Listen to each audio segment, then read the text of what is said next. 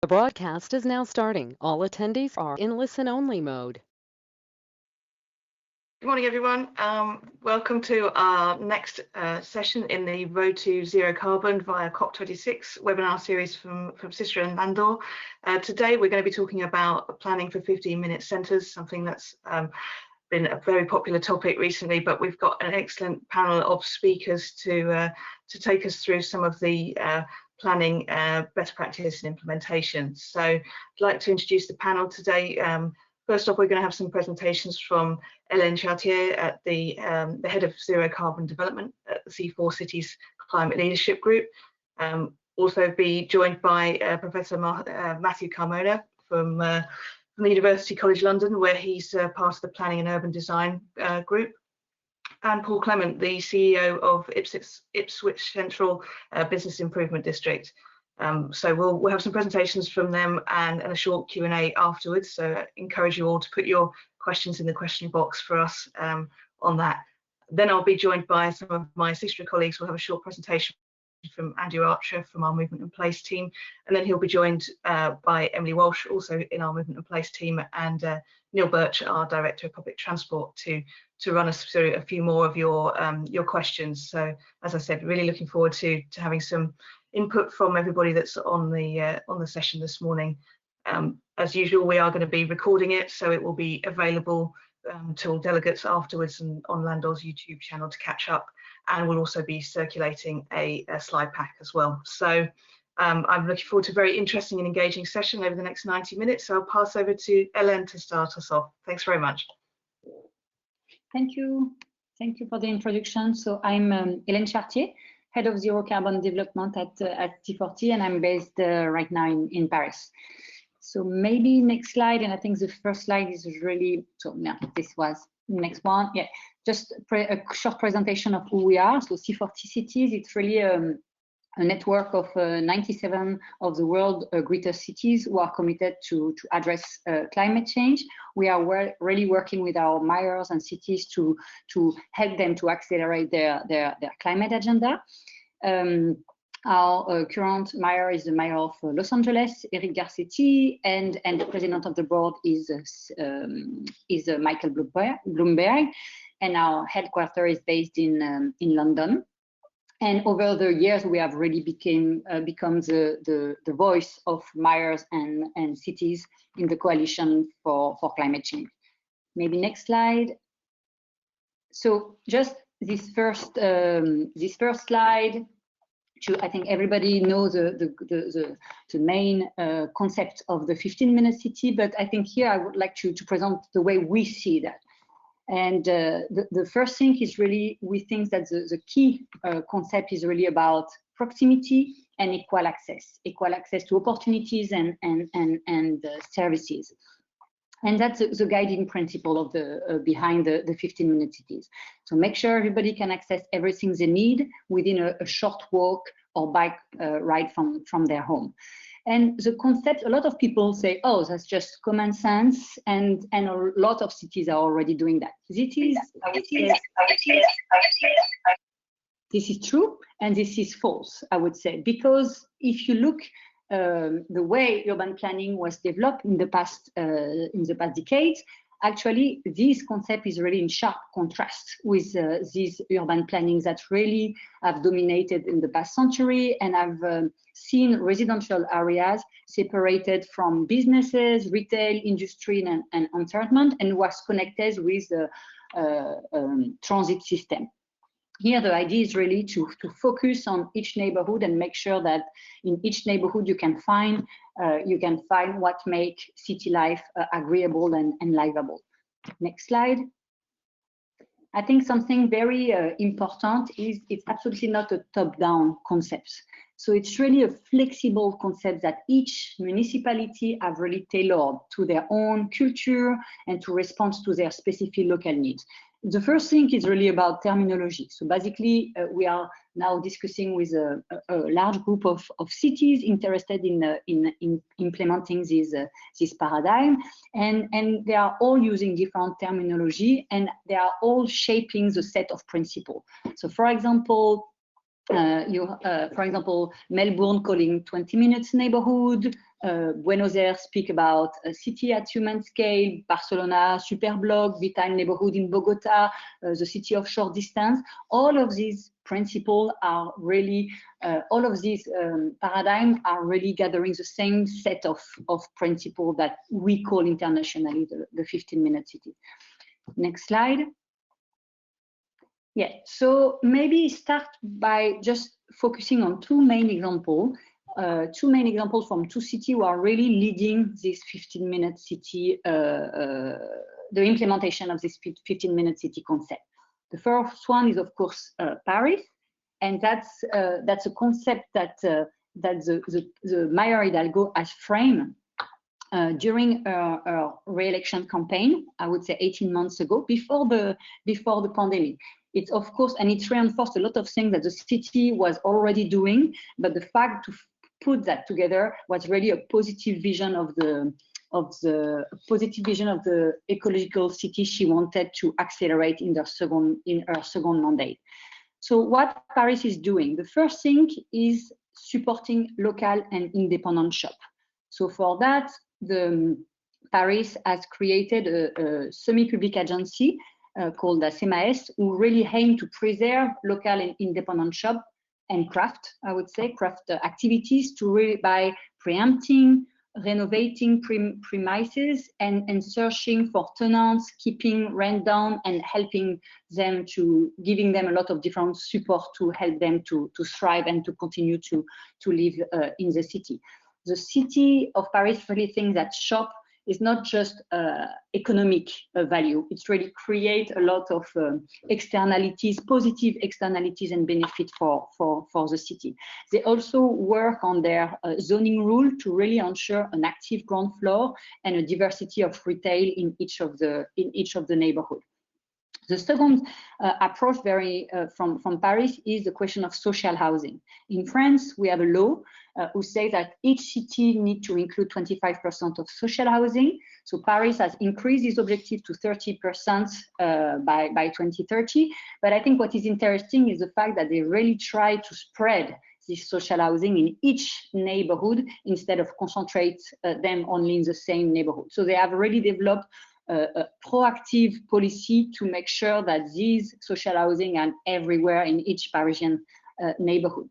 They also want to make the school the heart of their 15 minutes neighborhood by greening and opening schoolyard to the public outside the school hours, and by developing the school streets model that we have seen, for example, in some UK cities like London. So closing the street to access to the school to really create a more healthy and pleasant environment for the kids and their parents, but also create some place where they can more connect. Of course, the promotion of active mobility, so that's something they want to accelerate. And for the coming mandate, their main objective is really to reduce 50% of the parking space throughout the city to really create new uses and to accelerate the building of bike lanes. And another example is their participatory budget. So Paris has the largest participatory budget of the world, and they have really shaped it at the district level. So each project proposed in the participatory budget is shaped for the district and by the people of each district. And today it's 10% of the Paris investment budget. Next slide. So another continent, another part of the world, and another strategy for what they call in Bogota vital neighborhood or 30-minute city. So the mayor of Bogota have really built a strategy based on what they have developed during the pandemic. So extensive street space reallocation for walking, cycling, for terrace and cafe, and other people-focused uses. So that really starts with the pandemic in Bogota, which is not the case for Paris. So now their objective is really to develop 18 vital neighborhoods that is connected by 220 green corridors with pedestrian and cycle priority roads, use of traffic restriction, development of tactical urbanism intervention, really to create people-centered mobility and thriving streets in these vital neighborhoods. They also want to make sure that each neighborhood is connected to the wall, which is something very important. So it comes with the expansion of the city metro to connect this vital neighborhood and the cable lines to really support the possibility of longer streets. They also increase their provision for denser housing and the green space, policies. Next slide. So what we all hear about the 15-minute city, but there is no guidance, like general guidance. And at C40, with the group of cities, we have really tried to go develop what could be the main principle, the main guidance to implement a 15-minute city strategy. And so we identify 4 main principles that really interrelated and reinforce each other. And I'm going to present them one by one quickly with some example. Next slide. So the first one, we call it complete neighborhood. So the idea is really to make sure that you have in each neighborhood all of the key services, activities, opportunities that people need to have to make urban life livable and pleasant. So the first thing very important is compactness and mixed use, but because it's really more suited for active travel, and it's really key to make local services and transport structure viable. The second thing is about proximity and decentralization of city life to avoid coming back to the idea of some activity concentrate in wealthy or central neighborhood, but make sure they are equitably spread in the city. Activation of the ground floor to inject more life. It's also something very, very interesting. For example, in San Francisco, they have developed a very outstanding ground floor reform, really to make sure that that activities could come in the ground floor and in the street. And the other key element is really about adaptable spaces to make the most of the existing stock of building, how we can better use the building over the week, over the day, and concentrate activities by avoiding single-use building and foster flexible spaces. So that's the first concept, complete neighborhood. The second one, next slide, sorry. We call it a place for everyone, and it's really about equity and social inclusion. So make sure that each neighborhood include a diverse mix of people, and that these people can have an equal access to the opportunities that the neighborhood can propose. And the first thing is of course including a varied and affordable homes, so everybody can find a good space to live in the neighborhood. Community engagement, very, very important. So as we say, it's a concept that needs to be shaped by the people, so to understand the specific needs of the different individuals and group, and support as well the transition to behavior version for a more sustainable lifestyle and consumption mode. Cohesive communities, so really increase the opportunity for social interactions through public space, through open building, to really tackle loneliness in city and build more resilient community. And the last thing is very also about equitable distribution of benefits of the transformations that may be done in this neighborhood to avoid displacement and exclusion. Next slide. So third main principle is, of course, probably the most well-known, people-centered street and mobility, who come with good street design, making walking and cycling the first mode of choice. And I think it's important because, again, that seems good sense, but for years, the first mode of choice was public transport. So here there is a new hierarchy that has been developed. The second is about reclaiming city space from private vehicle parkings and others to really improve active travel and develop new uses to help for social and community building. Develop tactical urbanism, temporary activation, meanwhile activation to engage and inspire local residents, with a fantastic example here from Milan. And of course, all of the question of developing greening in the public space that come with the idea of reclaiming city space from private vehicles. Last principle, next slide, please, is someone that is very important and has been very said by our group of cities, is that, of course, the idea of the 15-minute cities is to enable a more local life, but it's also totally vital to strengthen physical and digital links to enhance social and economic connectivity. The idea of the 15-minute cities is absolutely not to say to the people, you are stuck in your neighborhood. So that means make sure that each neighborhood is part of the whole. So for that, there is a need to continue to improve physical connection, so accessibility and affordability of public transit to connect the neighborhood with the other part of the city, but also digital connectivity is very important. So make sure that each neighborhood have a good access to internet to allow more people to work more flexibly, in a more flexible way, so they can more enjoy the life in their neighborhood, but also to ensure equal access to virtual connectivity, which is now so important for social and economical opportunities. And the last thing is digitalization of utilities and services. For example, Milan put this question at the heart of their 15-minute city strategy, to really try to reduce the unnecessary trip and to help the people to make this type of administrative task easier and quicker. And here the famous example of the iconic cable car system in Medellin, who have really connected a poor neighborhood to the central area of the city. Next slide. So maybe my two last slide, after trying to really give an overview of this concept that we have built with our group of cities, and that now each city are shaping to their own context, their own culture. I wanted to explain, we are a climate organization. So the question is, why 15-minute cities? What are the benefits from this model for climate mitigation and adaptation? So the more obvious one is really about reducing transport-related emission.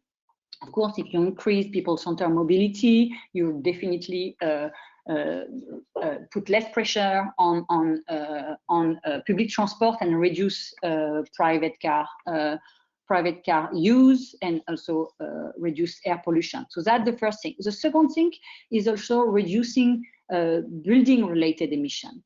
And that's something that is less understood, but that is very, very important, because the 15-minute city is a good way to make the case for compact, dense development, and really to try as well to optimize the existing built environment instead of considering a building. So how we can better use the building we have, repurposing, opening them, develop a chronotopic approach of this building, and really make the case of a good life in city. And I think that's a very important aspect, because if you look what's happening right now, for example, in France, a lot of people after the pandemic and because of the opportunity of the remote working are considering leaving the city. But we know that city, dense, compact, well-connected cities are really the best model in terms of reduction of emission. So this concept is really making the case for that. Of course, as well, in terms of resilience and adaptation to climate change, removing parking space to really develop green infrastructure, cooling public space is very important to reduce flood risk and heat island in the city. And the last part is about reinforcing sense of community and connectness, which is totally key to better resist to crises, health crises, but also climate crisis. And we see that this resilience community is very important. Last slide. Next slide. So that's my last slide, and why. So now we see the benefits in terms of emission reduction, but why we think also at C40 that it's a good paradigm to accelerate, to help our city to accelerate their climate action. The first thing is that it really helps to build a vision for an ecological society with inclusive, safe, and sustainable communities that the citizens and their leaders can strive for. And I think that's totally essential. If you look what happened in Paris, it was very interesting, because in the previous mandate, Mayor Hidalgo was really pushing for people-centered mobility, this type of action. But she was always explaining in terms of climate change, in terms of air pollution, so in terms of threat.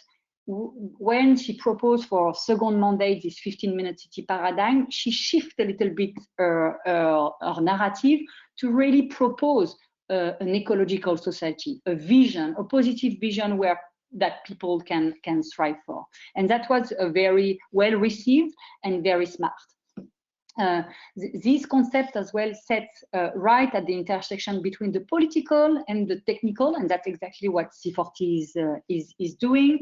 And we think as well it's a good. We have now in our 100 cities have developed their climate plan, their climate action plan, and we think this paradigm could be a good way to develop neighborhood pilots, as Bogota is doing, where really they can test their climate agenda. And of course, it's a timely approach for a green and just recovery from COVID, because it's focused on neighborhood scale, improved quality of life, and is based on economic revitalization as well. Thank you very much. That was my last slide. Thank you, Hélène. That was a really excellent overview to kick us off. So thank you very much for that. And I'd be interested to hear what Professor Matthew Carmona has to say about this. So I'll move straight on to his presentation now. Thank you. Thank you very much. Daniel, I think you're going to let me share my slides directly.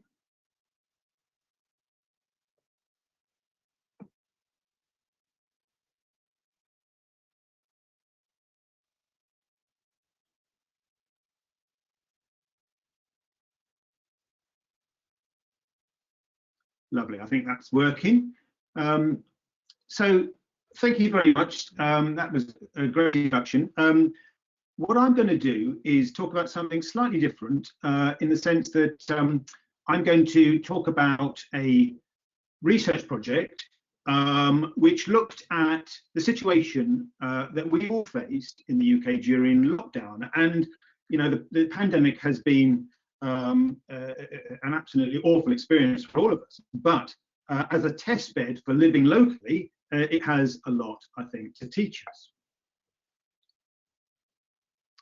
So during this period, of course, we all got very used to living in a rather shrunk world from over a year ago when we had our first lockdown, and then we had a period of sort of gradual release, and then another lockdown, and we're only just now getting out of that second lockdown.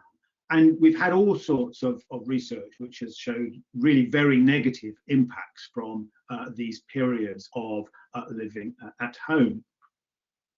So what we thought we would do earlier on in the first lockdown is test or stress test our homes and neighbourhoods to see how they performed during this time.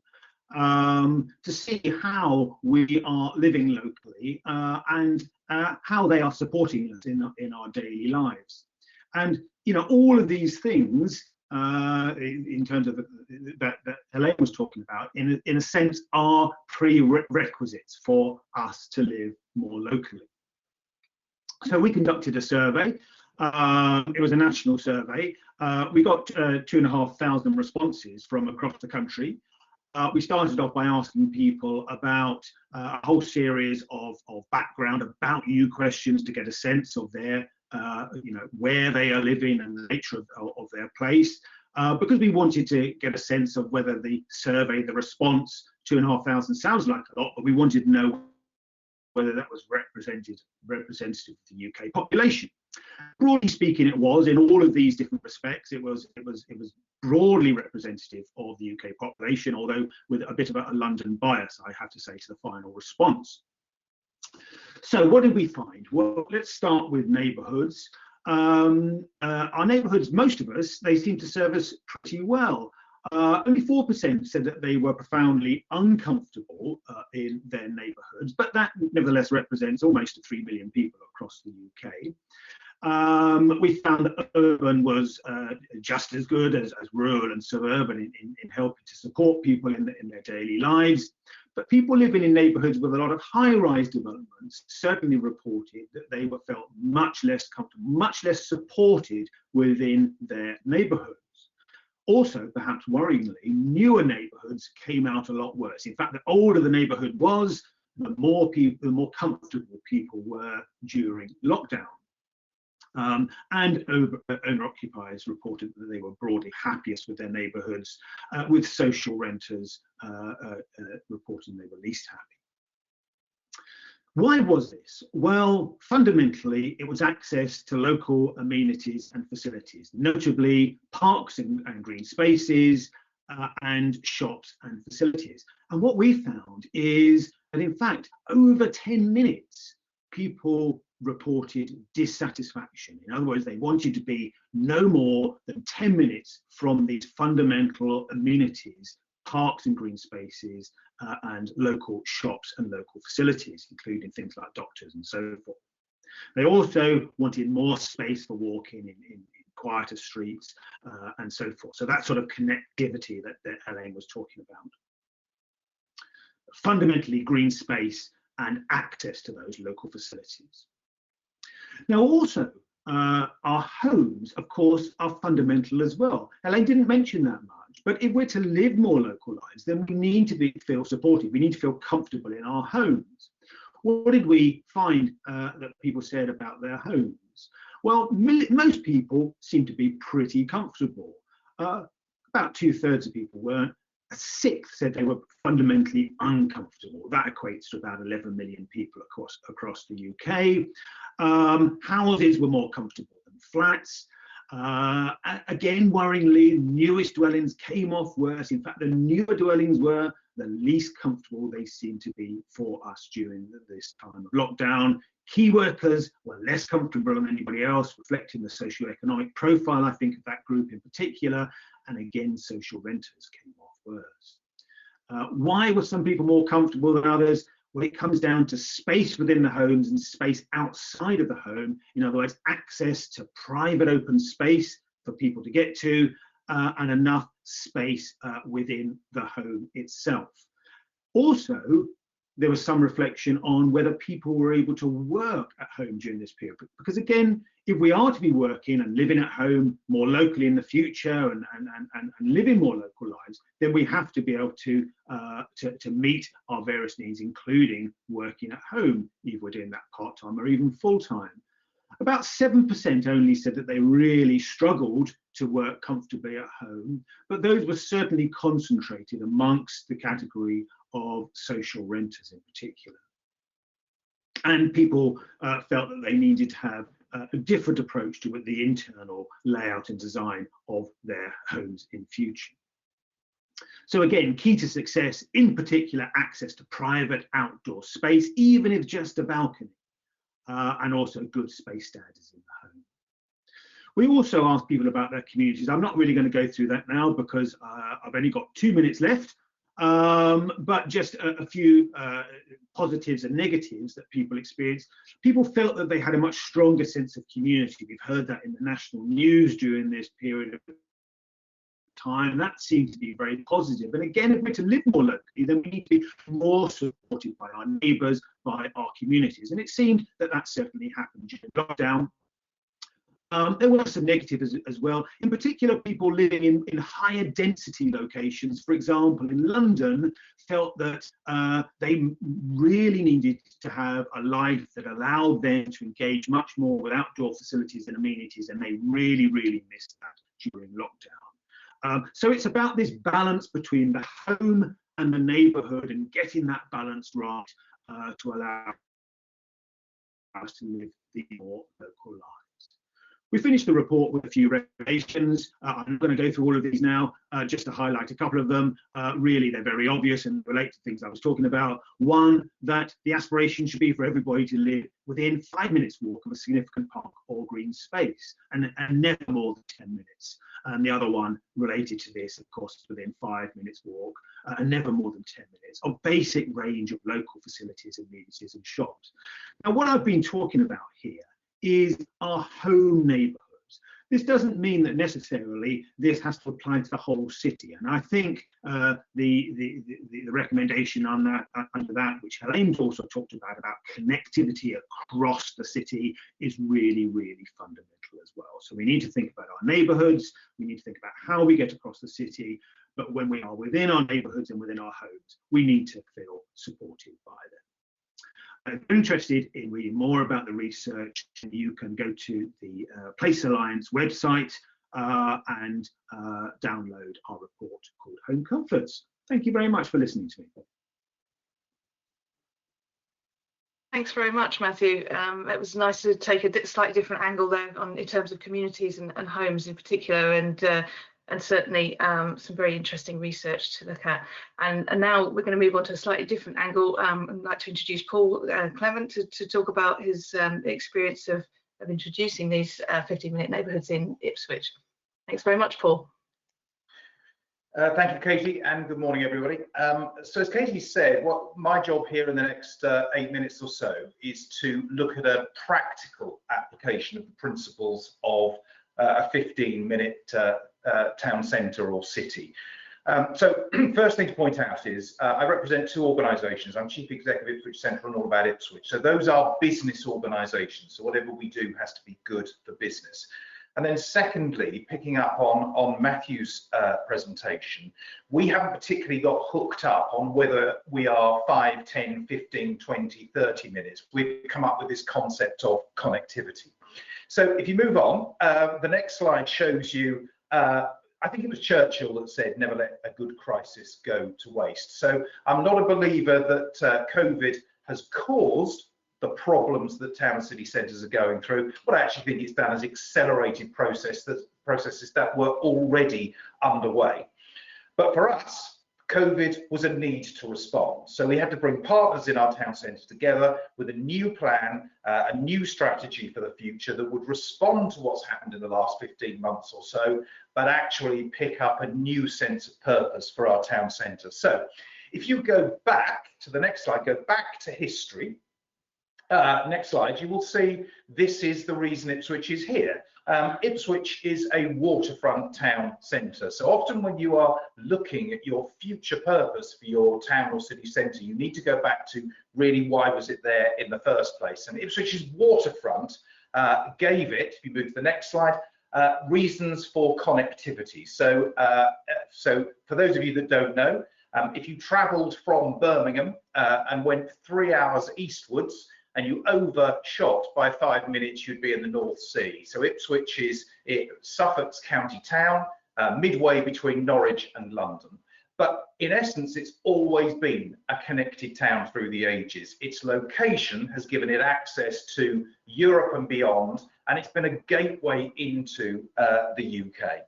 So what we needed to do was to come up with a new way of thinking of our town centre. And on the next slide, you will see the way in which we are presenting this. So the first thing is waterfront is absolutely front and centre. Secondly, everything we do has got to be about connectivity. And then the words in the phrase here, which is our vision statement, that are really important, are compact, usable, livable, vibrant, and differentiated. If we get that bit right, we think we've got something that will be really special.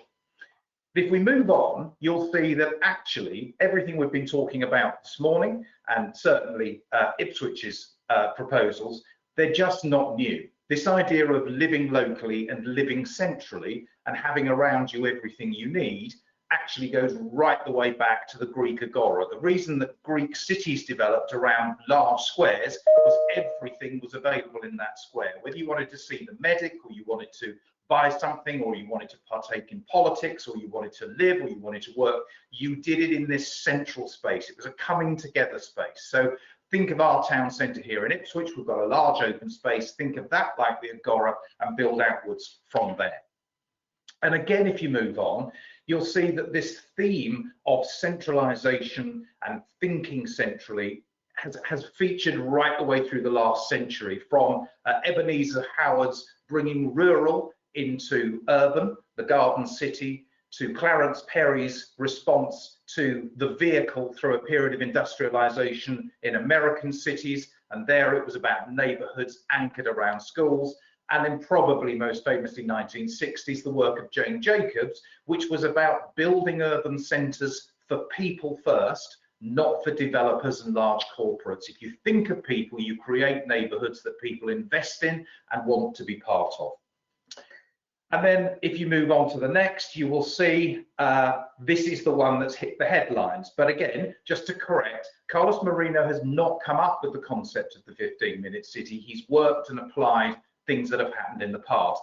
But what he does very importantly add is this idea of digitalization sitting around proximity, diversity and density. The same old principles we've seen through the century, but now we have this golden opportunity because nobody leaves their home without their phone or mobile device.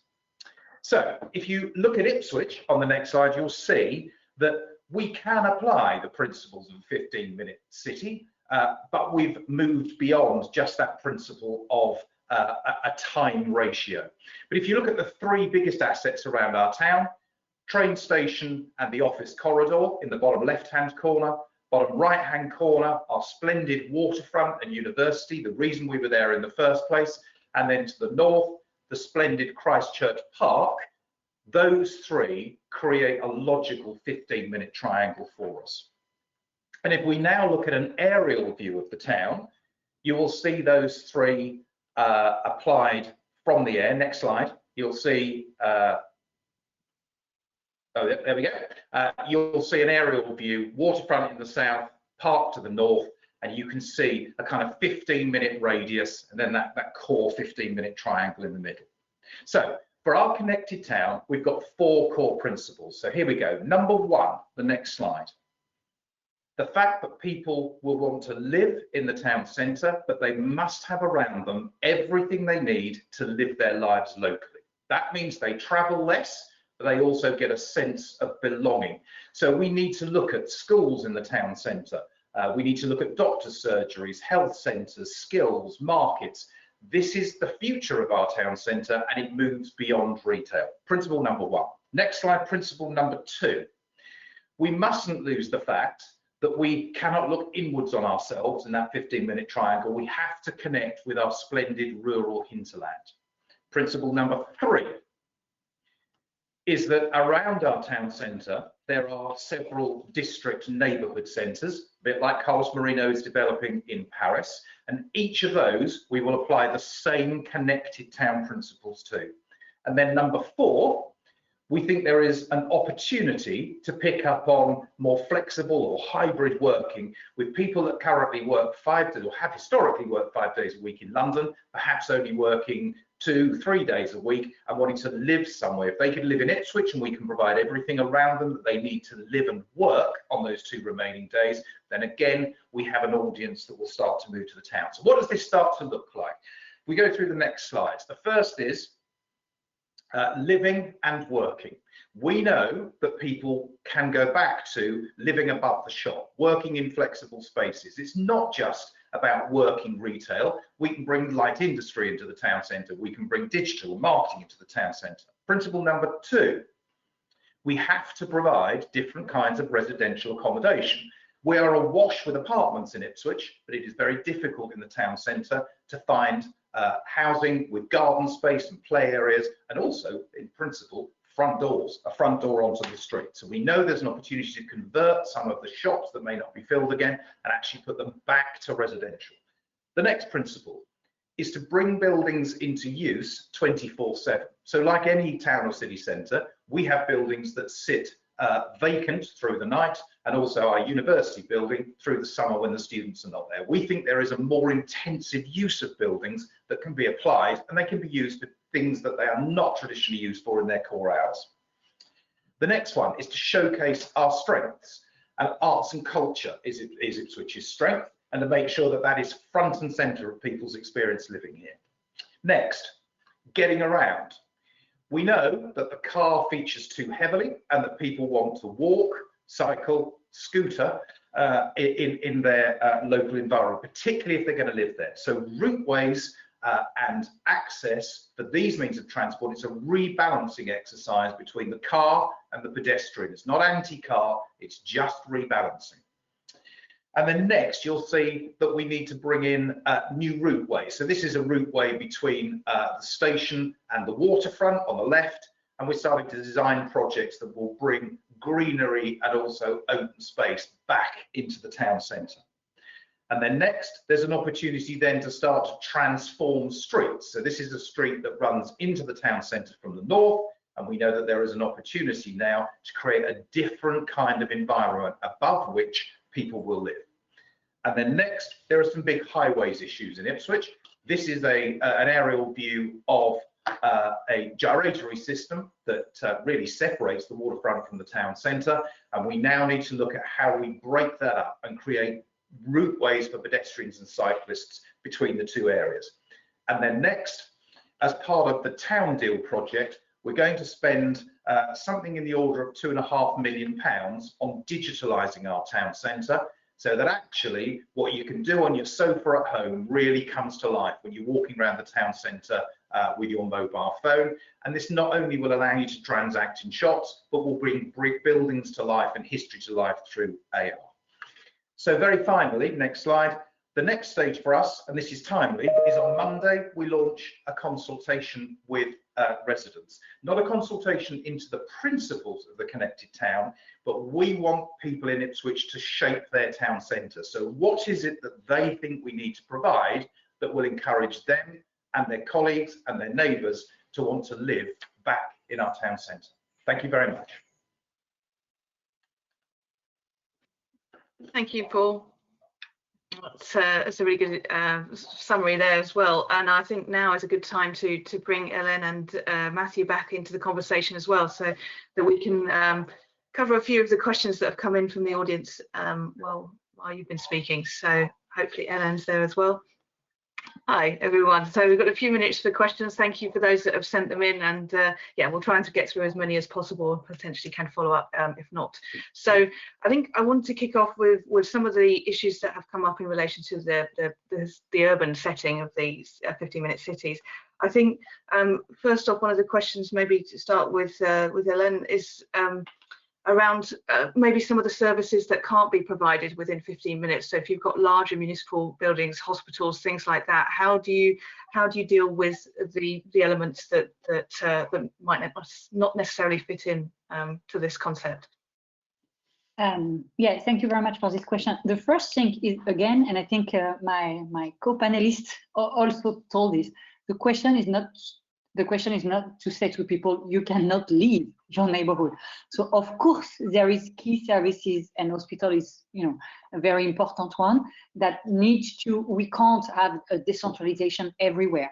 So the question is to preserve transit transport, to make sure each neighborhood is connected to the wall. I quite like it, San Francisco say, complete neighborhood, part of the wall. I think it's very important. And if you put less pressure on public transport, it's also a way to make public transport more efficient and agreeable. So the second thing is there is a lot of these services who can be digitalized. So of course not hospital, let's be honest. And that being said, I don't know in UK, but in France during the pandemic, we made a lot of doctor appointments through Zoom, and some of them was like useful. And when they needed, they told us to come. So I think, I think this is something very interesting. And the idea is, and I think that's a reflection as well between balance work and home and things, is not to free time for people to work more, is to free time for people to enjoy more life. So if you reduce, is that okay to spend 2 hours a day in the transport, in the community? Is that it's something that, you know, we have to ask after the pandemic, to go to work? So maybe, and I think it was Paul who said, like, a good balance, and when possible, try to see if there is a good balance. Of course, working full-time home is not very ideal as well. So there is, but at least engaging this discussion is important. But also there is so much travel that is unnecessary for services, administration, everything. So try as well, I mentioned Milan, but they really work with business, with all of the administration to try to save time. So I think, again, It's not an idea of decentralization, decentralize everything. It's an idea of decentralized when it's possible, digital when it's possible, and wanted by the people. Great, thank you. I think, Paul, I can see you nodding along there, and yeah, hopefully a view shared by others on the panel. But I think one of the things that we've noticed, or certainly in the discussion, is this sort of maybe the need for densification, particularly in an urban setting, to help deliver some of these concepts. But how do we trade that off, perhaps, with Matthew's talked about in the survey, the importance of open and green space, space for people to live. So is there a tension there between the need for densification, but also the need for space and privacy in these kind of environments? Maybe Matthew, you've got a view on that just to kick us off. I don't think there is necessarily a tension. It's all about how we design our cities. I mean, if you think about London, for example, the densest part of London is Kensington and Chelsea. But it's also the part that has the largest area of green space in terms of parks and so forth. So, you know, you can have both a denser city, but also access to those green spaces and you know, even private gardens and so forth. But it's about how we design the city. And I think we are going to be continuing down the route of densifying our cities as our populations grow and so forth. So we need to get better at balancing those things. And I think this idea of being able to live more locally, but also get access, as I said, to all those facilities that we need to across the city are really important principles that we've got to get right. Mm. Yeah, absolutely. Any other comments on that in terms of the densification and how we tackle that, Paul? Katie, can I just pick up on the things that Helen and Matthew have said so far? I'm slightly troubled at times, not in this seminar, but I'm slightly troubled at times that people take an entirely purist view of this 15-minute city concept. And actually, in a sense, I'm not critical of the work that's been done in Paris, but I don't think it's helped sort of defeat that myth that if you happen to be 16 minutes, you can't be a 15-minute centre, or as Matthew was saying, the desire to be 10 minutes means that you can't apply the same principles. This is a strategic approach to how we reinvent urban centres, number one. Number two, a lot of the issues that have occurred are a result of retailers taking huge buildings that they never needed to take the whole building, they only wanted the ground floor, not occupying most of it and paying whatever rent it was necessary to occupy that space. So actually they forced us, the residents, out because they took big chunks of space. And I think it's just really important that we understand that this is about re-engaging with urban centres. That's what it's really about. And you can't drive that unless you create an environment that people want to be. That's Matthew's point. You know, it's a neighbourhood and we want to stay local. It's our natural instinct to do it. So I think we have to be very careful we don't view this through an entirely sort of purist view. Yeah, that's a really good point. And then I think also that point about the under occupation potentially of buildings as well and things. You had something else you'd like to say on that point? Yeah, I think that's a very interesting question. And that's really a new approach. Today, the trend of the construction is a new city like New York built every month in the world. It's not possible, even if we develop in terms of carbon, even if we develop the zero carbon emission, zero carbon operational building, the construction itself creates a lot of emissions. Even if in terms of climate change, it's not possible. We need to accelerate low carbon building, but we need to reduce the development. And I was discussing with a politically deputy mayor in Paris who was saying we need to build a new social housing. And I told him we don't need to build new social housing, we need to produce new social housing. That's very different. And it's really an approach important. And today there is a very interesting study who try to first monitor the vacancy of the building. That's not easy. So they use the amount of waste, they use the use of water just to try to monitor within the cities where are the building, and then identify what are the cause. The cause is Airbnb, the cause is single-use building, the cause, so, and then identify and tackle through urbaning, zoning, and other type of policy. So that's a very important, and that's not only important in terms of carbon, that's very important in terms of quality of life, injecting activities in the city. Because look, the district business, during the pandemic, it was, and if you check, for example, there is 2 district business in Paris, for example, La Défense with Canary Wharf and Saint-Lazare. And Saint-Lazare is a very mixed use. It's like Haussmann side, and you can't see what is building, what is an offices, and what is a home. And so basically during the pandemic, the Saint-Lazare place, because it was office mixed with housing, it was still living, while La Défense was dead. So and the same over the weekend. So there is a big question about as well the specification of the building, the reversibility of the building, the flexibility of the building. So there is a lot of things to do, and I think it's a very innovative thinking for architect, developer, that something they can be part. And just a last thing, someone was telling me, when you launch a new architectural project in a city, you have 300 answers for a new project. When you launch a competition for repurposing, retrofit, you have 10 response. So it's also about putting a little bit of, innovation, inventivity in this area, instead of always focusing in new building, And it's okay. Yeah, that's a good point. Matthew, you want to say this on that? Yeah, I just wanted to come back on Paul's point about this sort of purist view of the concept of the 15-minute city, and I absolutely agree with what Paul was saying. I mean, my title of my talk was a little bit provocative in a sense, because I was saying, we need a 5 or 10-minute city. Now, what I was really saying there was not that you need to have 5 or 10-minute access to every sort of facility or everything across the city, or you need to be able to get everywhere within 5 or 10-minute city. But within our home neighbourhoods, if we can't get to, for example, a shop or a park within 10 minutes, then we get in our cars, walk there, we don't cycle there.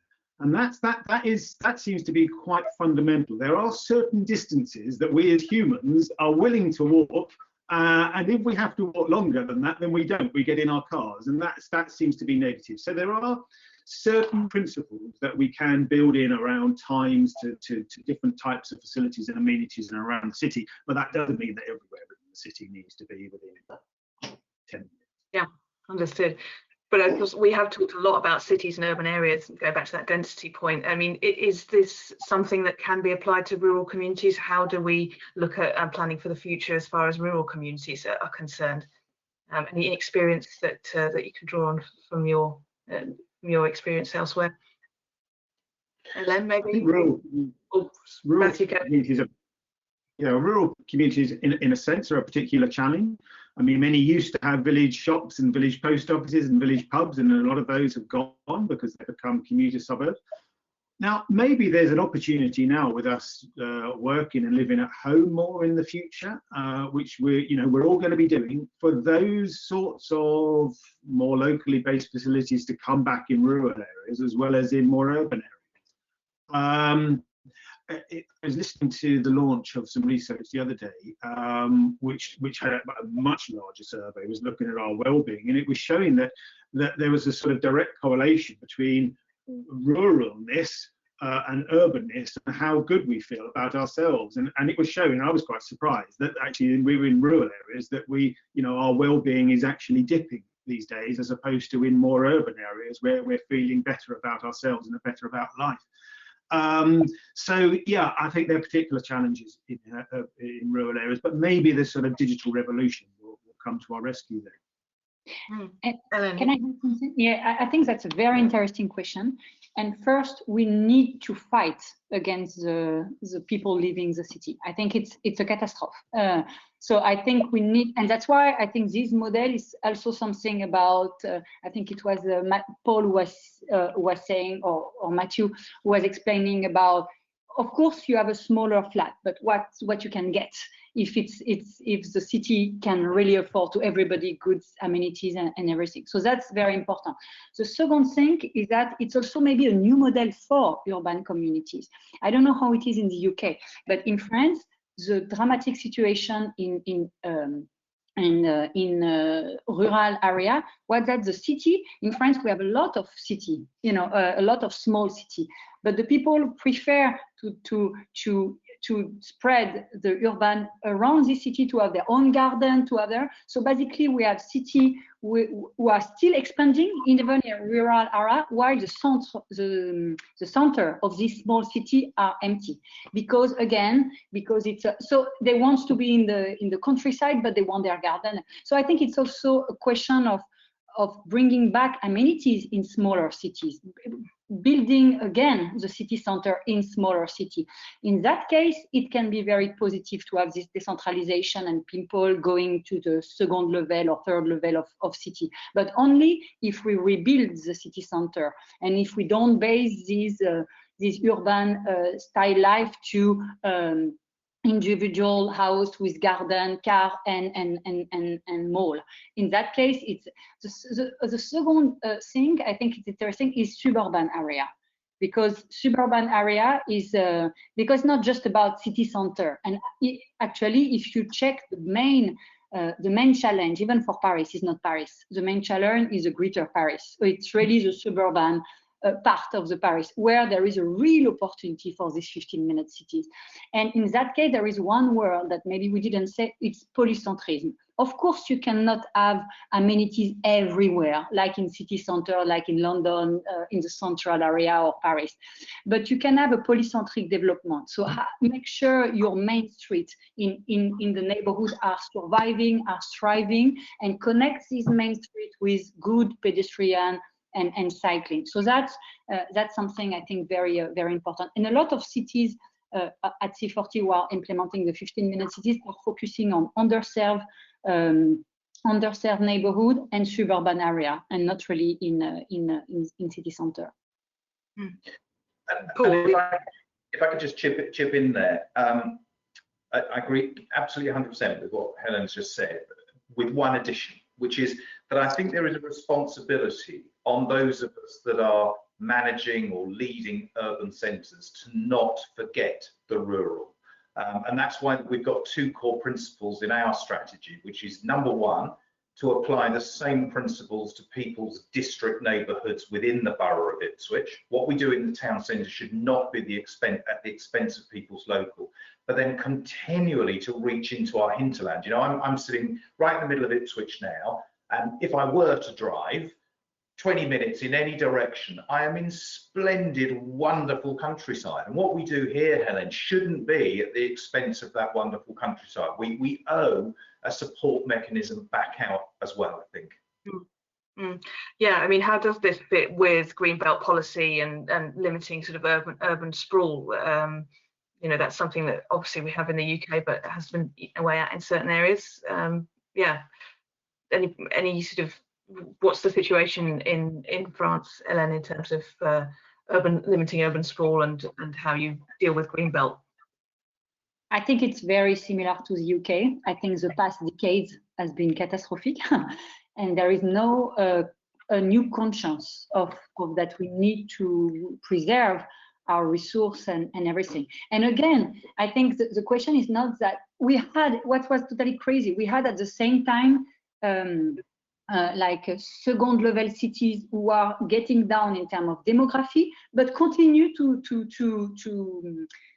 develop urban sprawl. So it was because they were like this model of house, car, and garden, and so they didn't want to come back in the middle. So, and I think this is the model we need to fight against and create, even in second or third level of middle-sized city, this type of city center where they can come back to the city center, and maybe a form of compact even for these compactness even for these cities. I'm sorry, the English is terrible. No, I understand certainly, like the concept, and also, and it's something that's come up in the questions, you know, building almost like a network of these. It's not about one huge centre that's, you know, everything. There are, as you say, polycentric sort of approach to it. So yeah, I think, Matthew, were you going to say something else there? I've got, otherwise I'll move on to. I was just going to come back to the research that I talked about. I mean, one of the things that came out of that was that people seem to be profoundly unhappy in newer neighbourhoods, and the characteristic of a lot of those newer neighbourhoods is they are what have been talked about as sprawl. You know, they are simply just houses and roads, and there's no facilities, there's no amenities, there's no green space and so forth, or if there is, it's poor quality. So yeah, we need to stop building like that. That's, you know, that seems to be a fundamental lesson of this last year, and we need to build more urban again. Sorry. Okay, carry on. Just to build on Matthew's point, and I really liked as well all of the things he developed on home and everything. In France, there is these days there is a big increase of the cost of construction, which is not very good, but not because of new, because of renovation. After the pandemic, people are investing so much money in the renovation of their home for the reason that Matthew explained very well. And I think in a way, that's a form of hope of this idea of let's build on what is built. Let's work on these already. We have already a lot. Let's use them better, occupy them better. Let's make them more nice and livable. And from there, we can really already improve a lot of things instead of always thinking, developer thinking, like just building. Yeah, it's a good concept and fits with the sustainability and the wider carbon reduction as you see. Yeah, Paul, you had something to add. We're in danger really of all of us agreeing on absolutely everything, but I'm going to agree with what Lena said, which is the way that we have viewed vacancy rates in this country is through the number of frontages that are sat vacant. So let's use Ipswich again as a case study. 14% of our units post-pandemic are vacant. Okay, you see 14% of shop fronts vacant. But another analysis is to look at either the unused, unoccupied or underused space, and 50% of our floor space fits into that category. And if ever there was a statistic that reinforces what you're saying, Ellen, this is it, isn't it? Half of the current space is not used or is underused. So why build new? Yeah, absolutely. And it's something else that linked to that, the question about COVID and what's been happening in terms of changes in travel patterns as well, and whether any of that is going to stick, is around freight actually. And that's moving on to a slightly different topic, but we haven't really discussed that much in terms of how freight is incorporated into these 15-minute city concepts. What the challenges might be there. Paul, have you had any experience in terms of what you might be trying to do to address that, particularly with the rise of even more so of online shopping, people getting takeaways, etc.? Yeah, I've got a brilliant business idea, Katie. Okay, what you and I are going to do is we're going to create a retail company. We're going to put it online as well, and we're going to allow the whole of the UK to buy from us in a totally uncoordinated way, which means that we need a fleet of gas-guzzling vehicles driving on every single road, and any one recipient buying 3 products a day from Amazon will receive 3 deliveries, all packaged up. Come on, this makes no sense for anybody. But you know who it makes less sense for? It makes less sense for the retailer. It doesn't work. That model does not work. It's not economic. So actually, you're quite right. We have to really think differently as consumers, number one, but then we have to make alternatives available. It's the easy route out, isn't it? Go on Amazon and buy. It's the easy default position. I can do it at midnight. We have to make it much, much easier to buy locally. Yeah, I totally agree with Paul. Helen. Oh, can you hear me? Today, in terms of emission consumption, when a city or a nation say we are carbon neutral in 2050, in reality, they calculate only the emission in their territory, produced in their territory. If we include, which is basically building, transport, and waste management, if we include consumption-based emission, who are 85% produced outside their territory, so basically the jean you wear, the food you eat, and everything, in high-income cities like London, Paris, New York, it's increase of 60% their emission. That means even the more, Copenhagen, the more fantastic climate-friendly city, if you include the consumption-based emission, they basically continue to grow. So the question of tackle emission from consumption is huge, and that's really just now that we are including them in our carbon footprint, the city carbon footprint. And that's a very important. And I think, again, and I like what Paul said, I think 15 minutes is about living locally, maybe shopping locally. And there is a lot of discussions these days about how city, and it comes back as well to the rural area, a lot of discussion about how city could connect more with their hinterland in terms of food production. So for example, now, again, sorry, Parisian example, but Paris is contracting directly with agriculture, with farmer from their hinterland to provide food.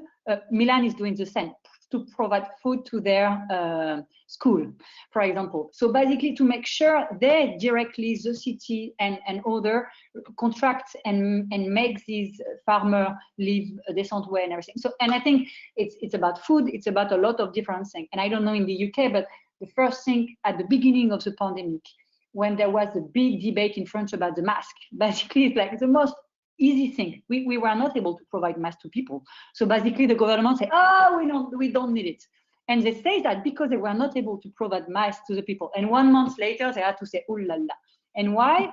Because basically mask was produced in China, and because it was a global pandemic, it's really, create a big problem, because of course the Chinese and everything was like, when it starts to be bad, everybody look at where they are. We had the same problem with the vaccine, and but whatever. So I think the question of relocalizing the industry is also, so living locally, shopping locally, and everything, that's also something. And the people are very keen to this type of solution. And I think that's also a very interesting discussion, because we had the people who were for the globalization and people who are against the globalization. So I think, it's a new discussion that is very interesting and that it's coming. I like that that theme of localism, and definitely incorporating the wider community in terms of the business model as well. So I think that's a good positive point to end this first section of the session on. Thank you all very much for your contributions. I think that's been a really interesting discussion, and I hope you'll be able to stick around and maybe join us later on as well. But certainly, thank you all for your contributions so far today. Thank you.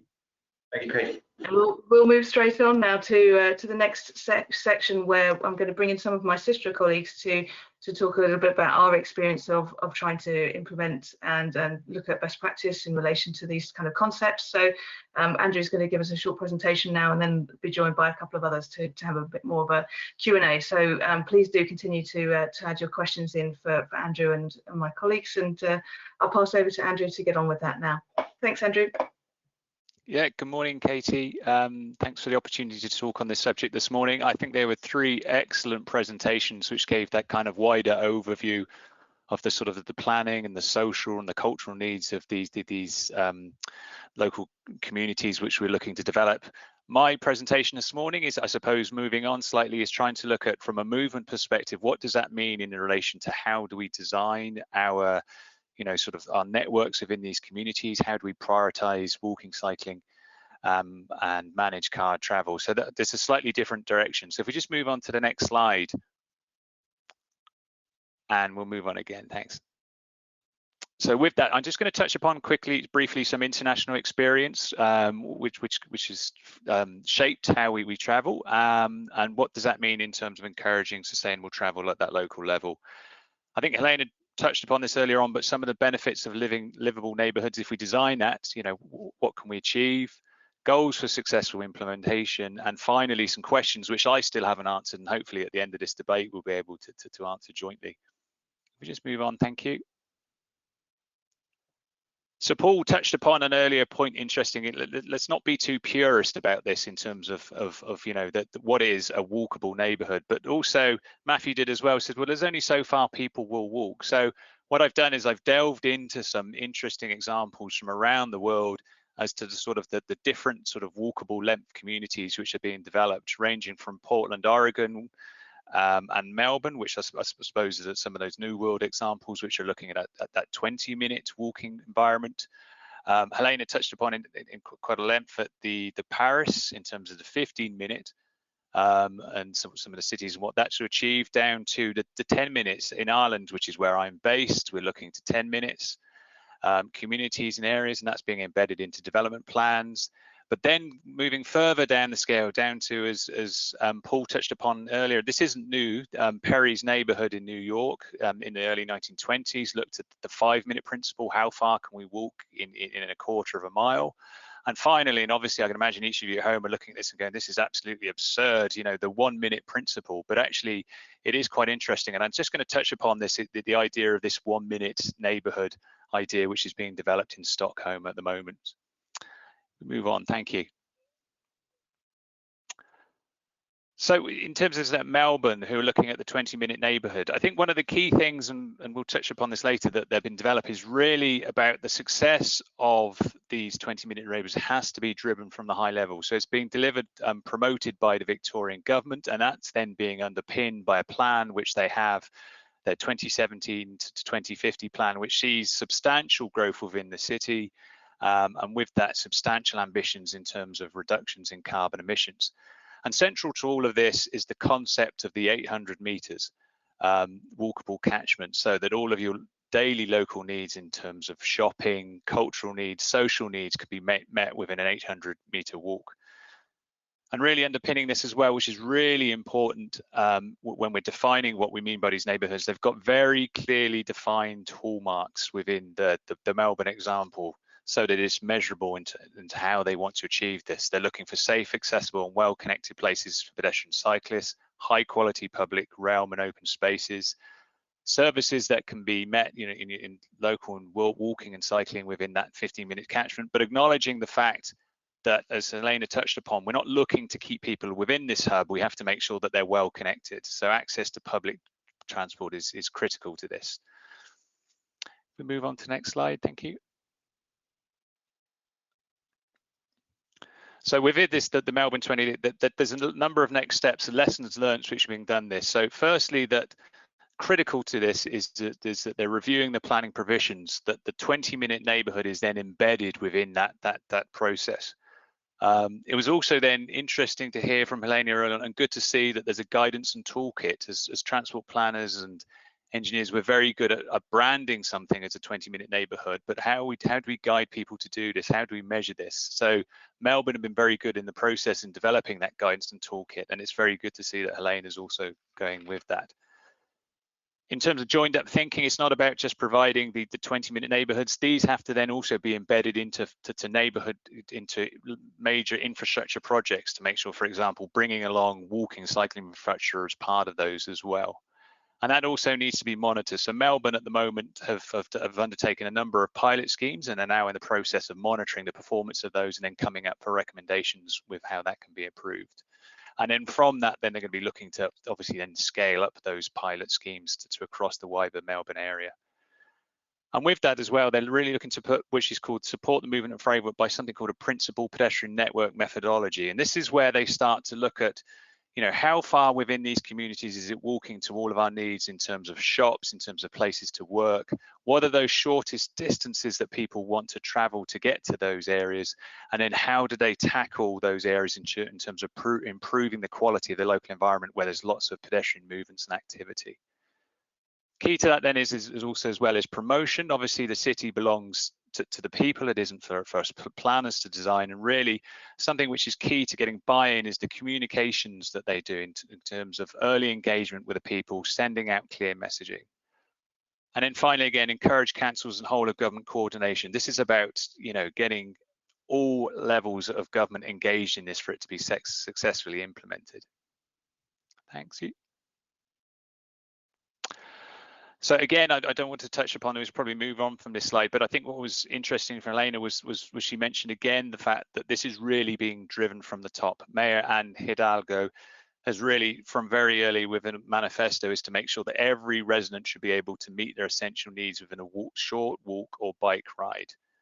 And then, as Paul mentioned earlier on, Carlos Marino, who's the advisor on this, has identified 6 things that make that urbanite happy in terms of, you know, providing homes, good homes, providing excellent proper working conditions, access to your local provisions, walking and cycling, looking after them, well-being, and access to then your education and leisure. And it's important that all of these are provided in a reduced access radius as these functions. So again, it's about providing everything in that short walking environment. Thank you.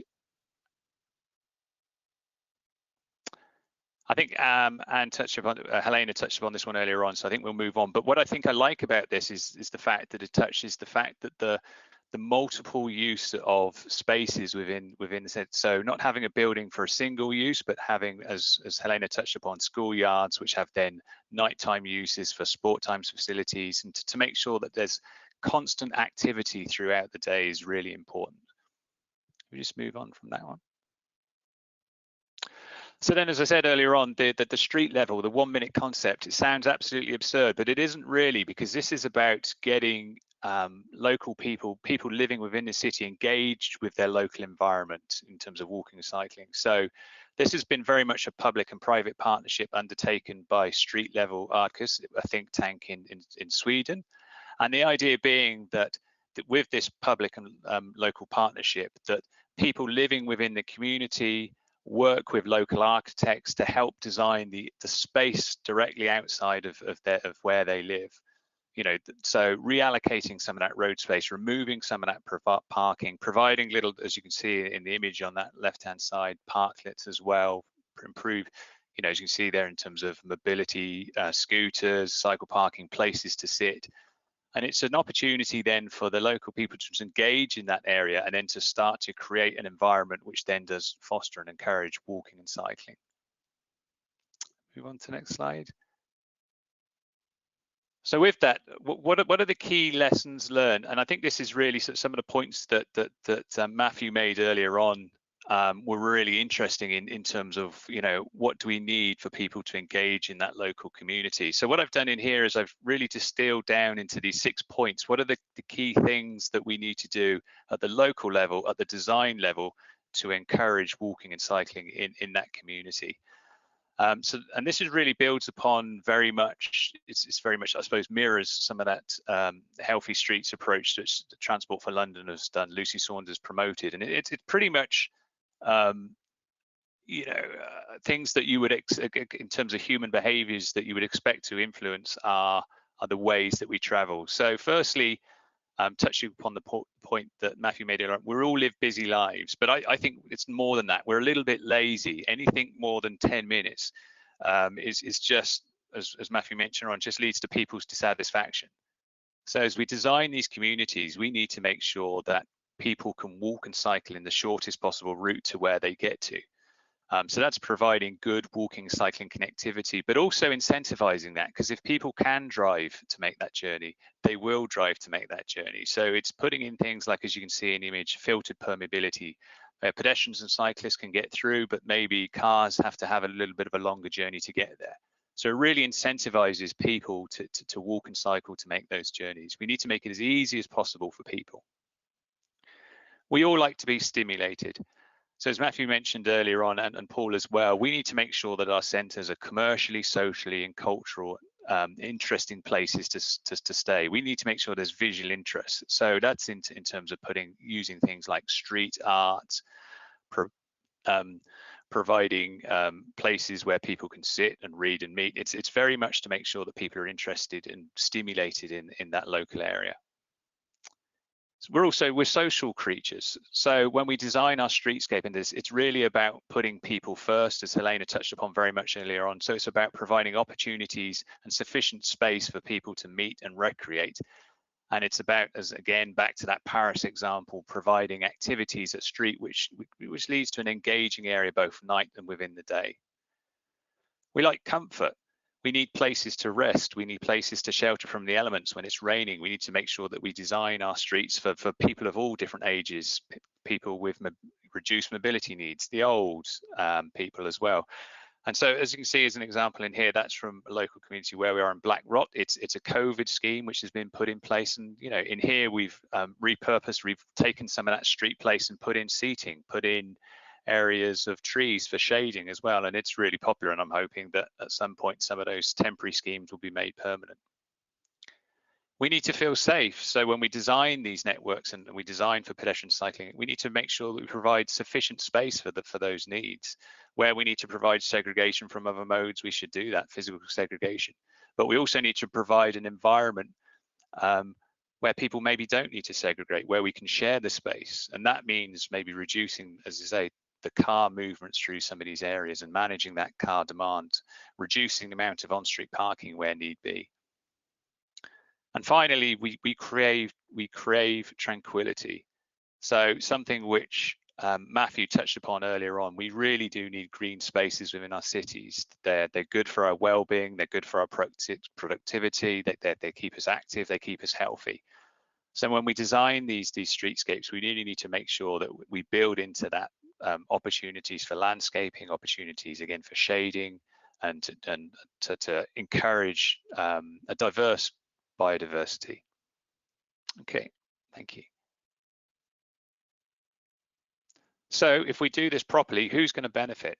And this is something which Helena touched upon earlier on, but I suppose I'm addressing this from the more local level. So it's well known in what developers will. So there's been plenty of studies to indicate that if we provide communities which are close to really good public transport links, if we provide locals access to local services and amenities, it increases the land value. It makes it more attractive for developers. So it makes every bit of sense commercially for developers to build in this neighborhood center approach.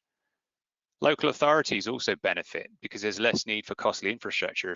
It's common sense, if we put our services close to each other, we can build less roads, we can build less parking. So it saves money for local authority.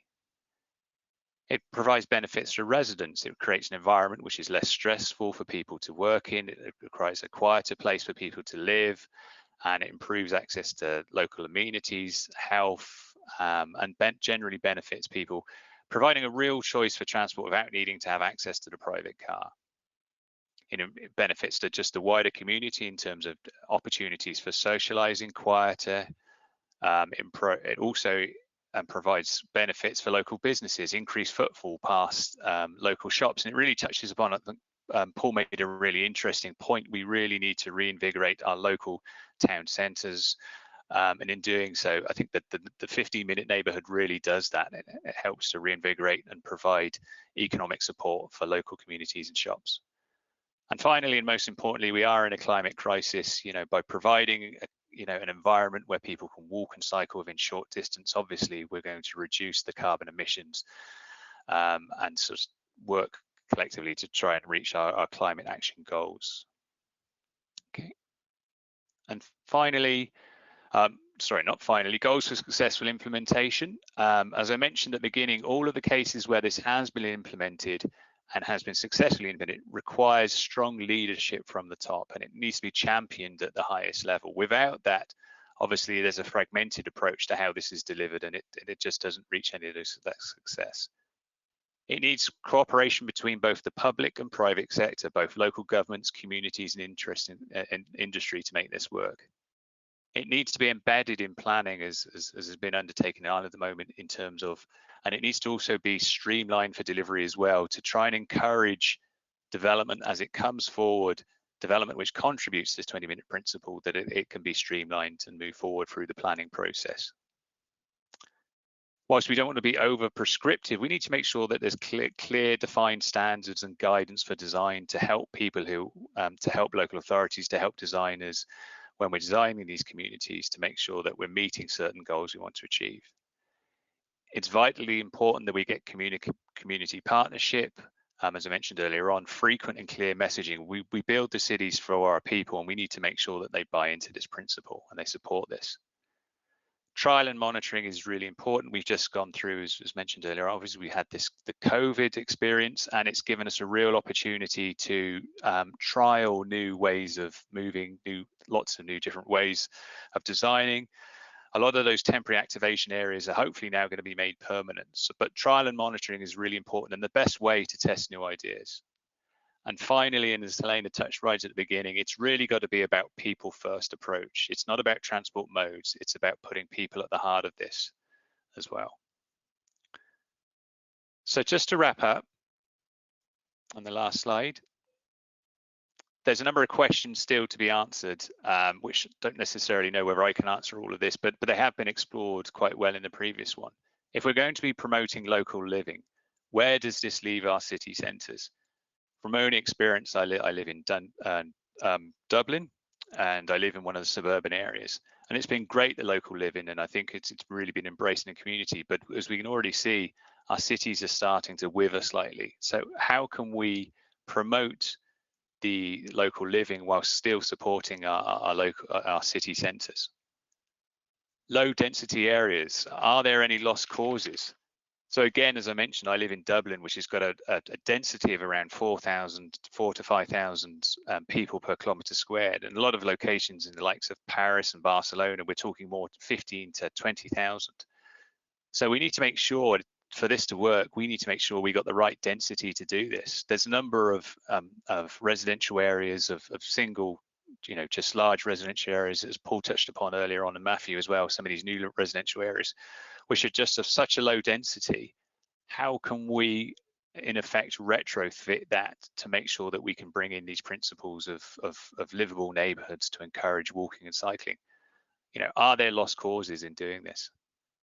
Phasing, if we are going to be building new development areas, how do we get the balance right? How do we get the timing right of bringing in residential at the same time to make sure that there's the right quantum and mix of complementary other uses in terms of social employment uses as well? And social mix, are we at risk of gentrifying areas and pricing people out? One of the common issues or complaints being raised in likes of also Paris and Barcelona as another one is that as we make these places more attractive to live, and we make them more expensive, and is there a risk of pricing people out? There's a quote there from an economist, David McWilliams, who writes in the Irish Times, which I think is quite interesting. Without available housing that is affordable to people on low wages, cities wither creatively and artistically. They lose their soul. A city should be made up of different classes, different cultures, and different stories.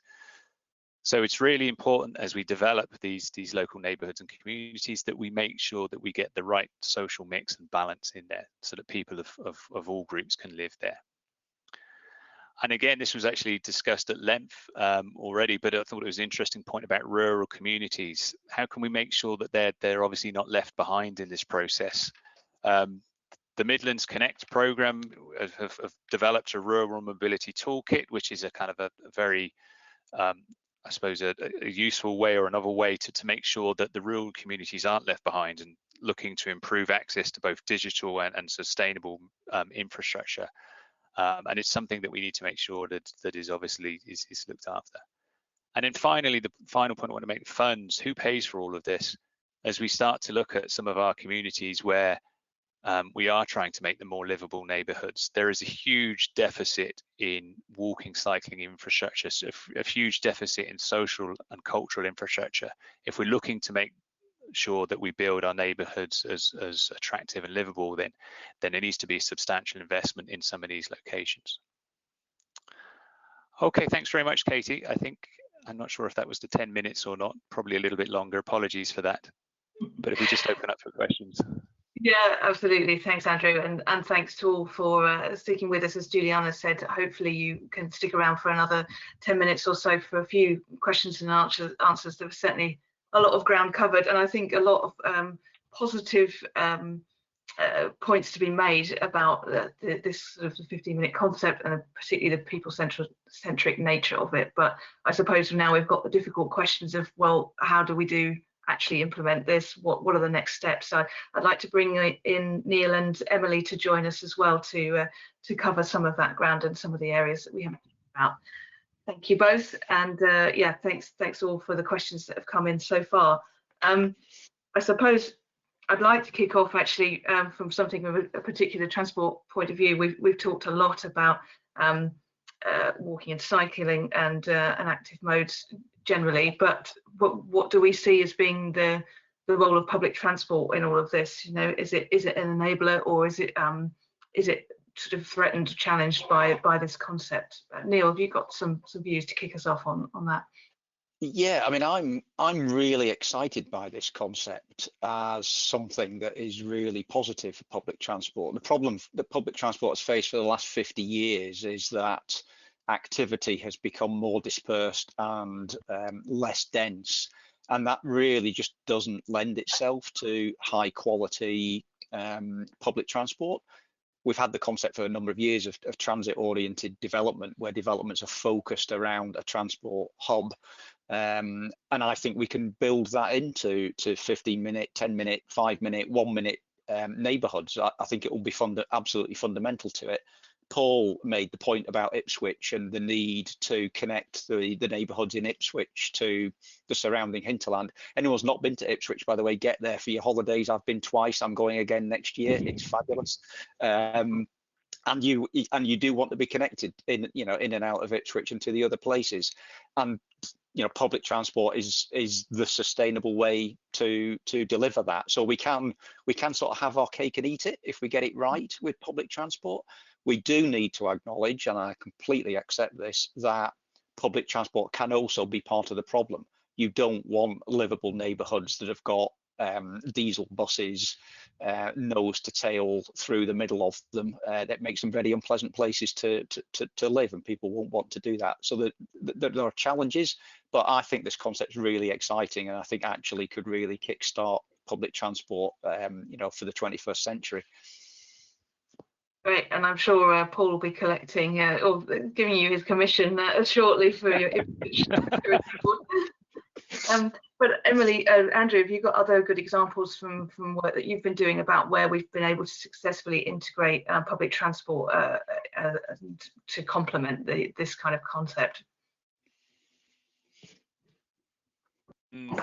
That's a really difficult question. I don't think I'm the right person to answer that, Katie. I mean, I think just going back to what Neil was saying, I mean, the key thing is about good density and connected street networks that allow public transport to run on an efficient core, which can then become higher frequency that people can connect into. I suppose one of the things that I often feel is missing, and it wasn't mentioned in the sort of 15. It's sort of inherent in the 15-minute neighbourhood idea.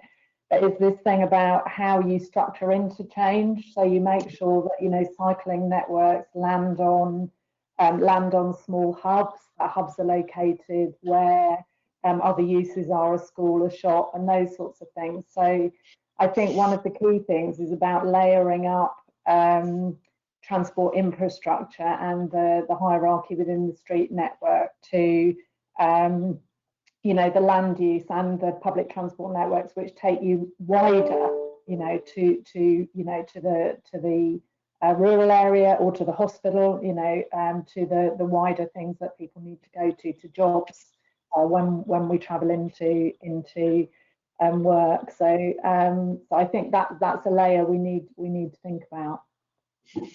Yeah, and as part of that, I suppose we took Andrew, you touched on some of the ways that you might discourage short car trips, modal filters, things like that. Is there anything more that you've seen in terms of how we stop the short trips in particular being made by car?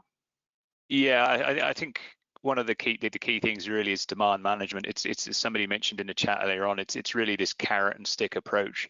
So we can provide high quality walking and cycling environments, and we need to do that. We need to I suppose take a step up in terms of our investment in cycling infrastructure. But unless we start to I don't like to use the word penalize the car, but unless we make it less attractive to use the car in certain locations, it's going to, people will take possibly the easiest option. So it's about, we need to think carefully when we design our, master plan and design our networks. Where do we want to put the parking? How much parking do we want to provide? How do we want to charge for that parking? So it's about getting that, and I think Paul was right, when it's about providing everybody with a choice of how they want to travel, but it's trying to tilt the balance to make it a little bit more attractive to use walking and cycling as that first choice. And one of the key things, as you mentioned, and it really is to make sure, reduce that trip length as much as you can, and maybe make it that little bit more challenging to drive through that. A really good example actually is, and I think it might be, there's a link to one of my in a presentation is in Barcelona is, and I'm going to pronounce this wrong, the superblocks, but the Poblano example, I think it's really good to look at because they've got some very innovative ways as to how they manage car traffic within these superblocks. Yes, you can get in and you can access. You certainly can't drive straight through them. but you know, there's lots of good ways in which how they make it that little bit less attractive to use. Mm-hmm. And Emily.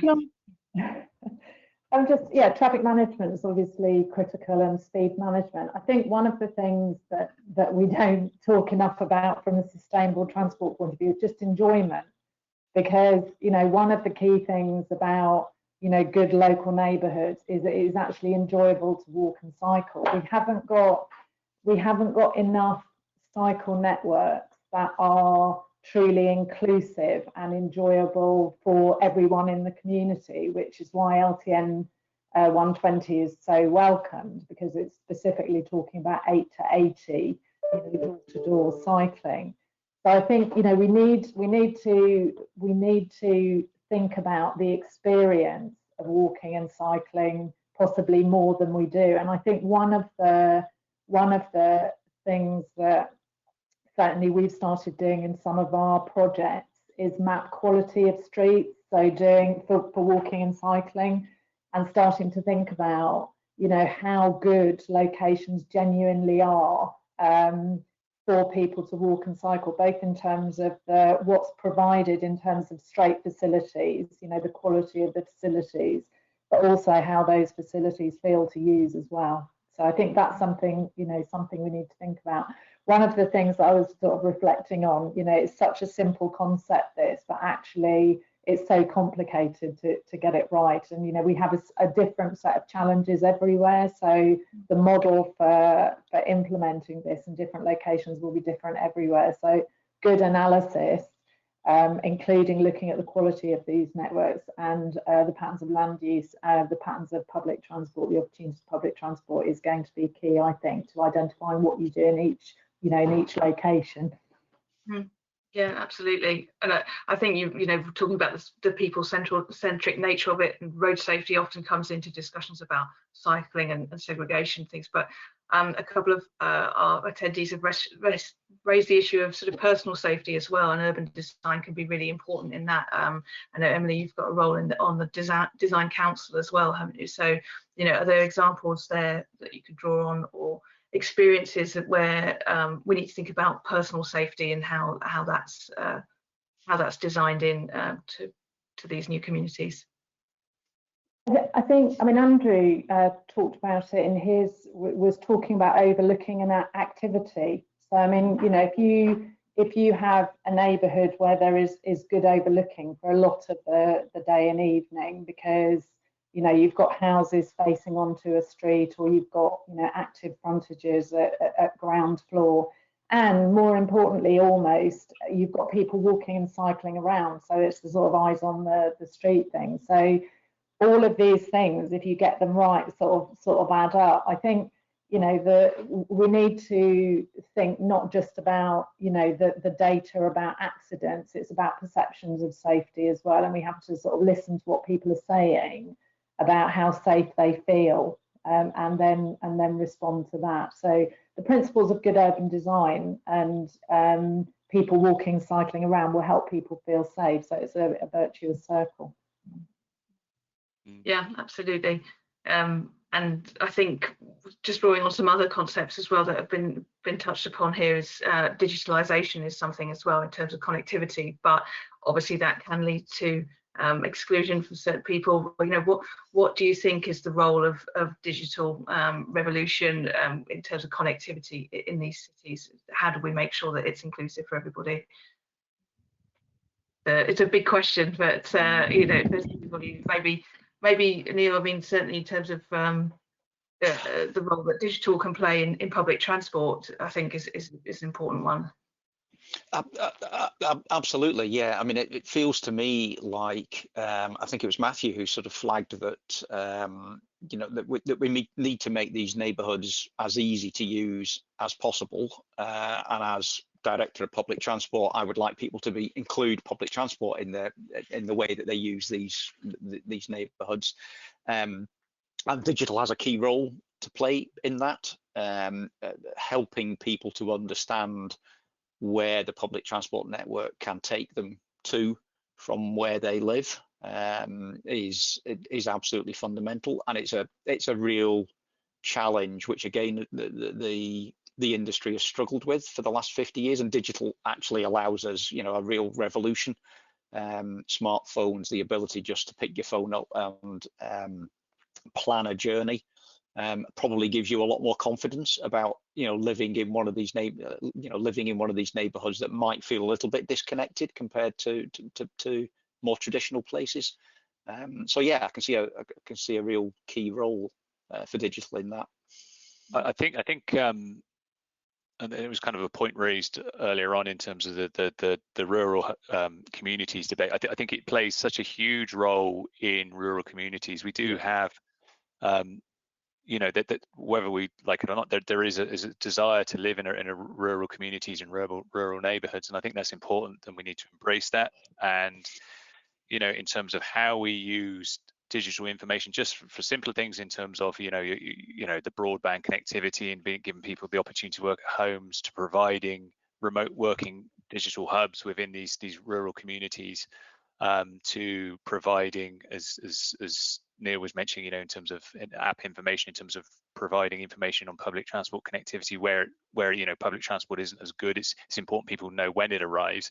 So I think it's a real important, certainly plays a huge role in the kind of rural communities hubs. And as I mentioned earlier on, that rural mobility toolkit, and I think, Emily, you've been working with that in terms of the Midlands Connects piece of work, and I think that's a kind of really important role in the future.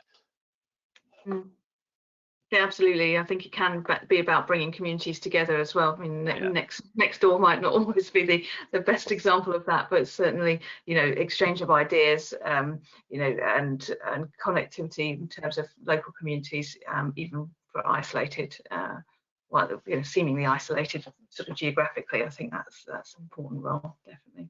So, and I think we will be touching a bit more on mobility as a service and the broader sort of aspects of that in our next session in this as well. So more to follow on that, certainly. I really appreciate we've already run over a little bit, so you know, I'd like to sort of just be in the last few minutes, and if there are any other last burning questions, but maybe I could touch on something wider, as I said, in terms of practical steps. There's a lot to do around planning policy, there's a lot to do around funding and sort of implementation. You know, Andrew, for you, what are the immediate next steps in terms of actually getting some of these concepts implemented, and you know, that you have been doing? You know, where do you start, basically?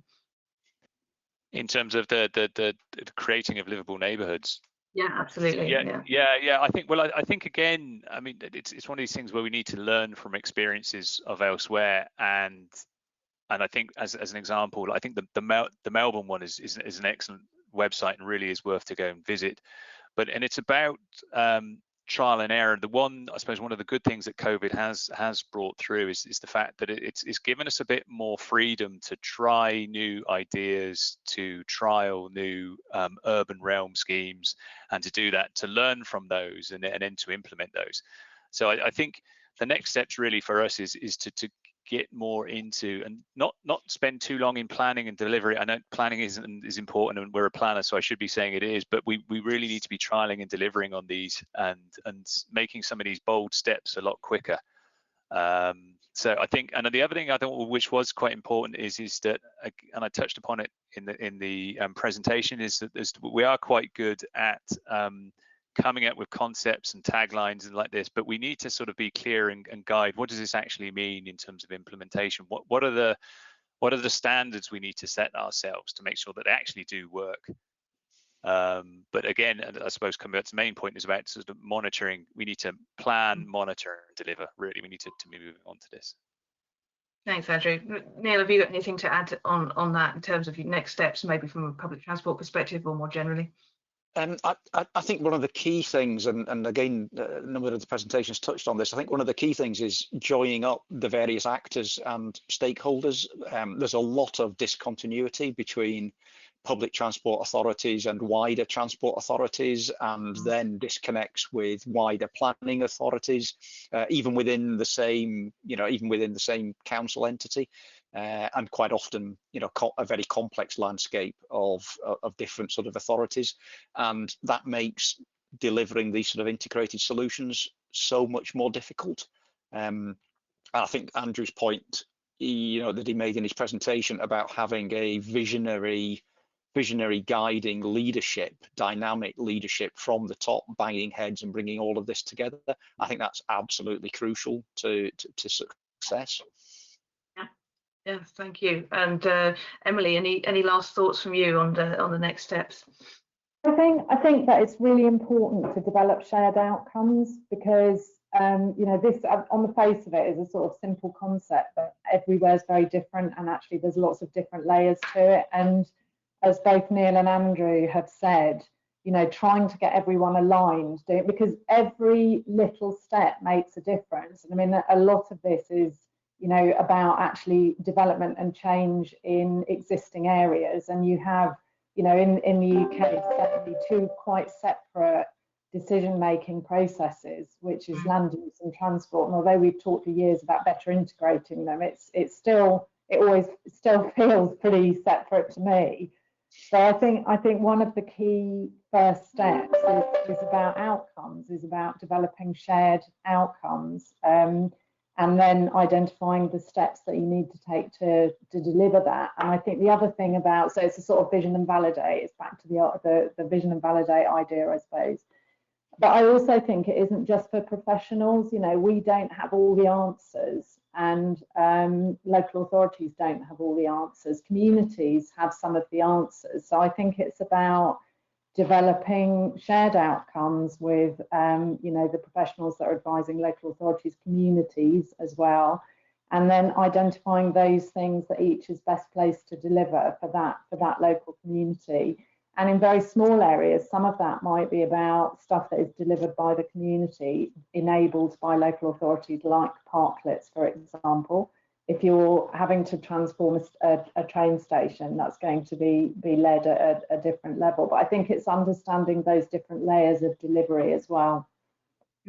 Thank you. I think that's exactly right. And I like that, the importance of bringing on the community and the involvement. We talk about buy-in a lot, but actually active involvement in the delivery, I think. And indeed, our next session, I think, is going to look a bit more about from the people perspective, particularly around behaviour change. There's no doubt that some substantial behaviour change is needed to deliver the successful outcomes of these. So I thank everybody very much for their involvement today and their contributions. Andrew, Emily, Neil, but also Ellen, Paul and Matthew from earlier on, and everybody that's been involved in providing us with some really interesting questions. I hope you'll all join us for that next session on behaviour change and mass as well, and certainly look forward to continuing the discussion. So thanks everybody for today. See you again soon. Thank you very much. Thank you.